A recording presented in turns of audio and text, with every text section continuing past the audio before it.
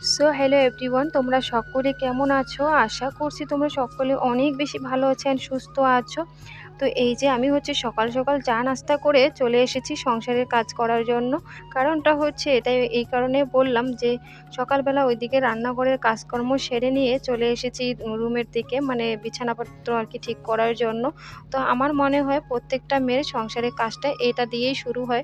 তো আমি হচ্ছে সকালবেলা চা নাস্তা করে নেওয়ার পর সর্বপ্রথম যেটা করি, আমার বিছানাপত্রগুলো ঠিক করে নেই। তারপরেই কিন্তু হচ্ছে আমি বাকি কাজে হাত দিই। তো জানি না কার কাছে কীরকম লাগে, তবে হচ্ছে আমার কাছে এই কাজটা করার পর অনেকটা শান্তি ভাব লাগে। কারণটা হচ্ছে আমি সর্বপ্রথম আমার বিছানাটা গোছাতে অনেক বেশি ভালোবাসি। আর তারপর চলে আসলাম এইদিকে অনেকগুলো কাপড় অগোছালো হয়ে রয়েছে, সেই কাপড়গুলো ঠিক করার জন্য। তো এগুলা হচ্ছে আমি প্রতিদিনই ঠিক করে রাখি, তারপর ২-১ দিন পরে আবারও এরকমটাই হয়ে যায়। তো যাই হোক, সুন্দর করে এখন কাপড়গুলো ভাঁজ করে নিচ্ছি। তো তোমাদের কাছে আমার মিনি ব্লগটা কেমন লাগে অবশ্যই কমেন্ট করে জানাবে। আর তার সঙ্গে হচ্ছে লাইক, কমেন্ট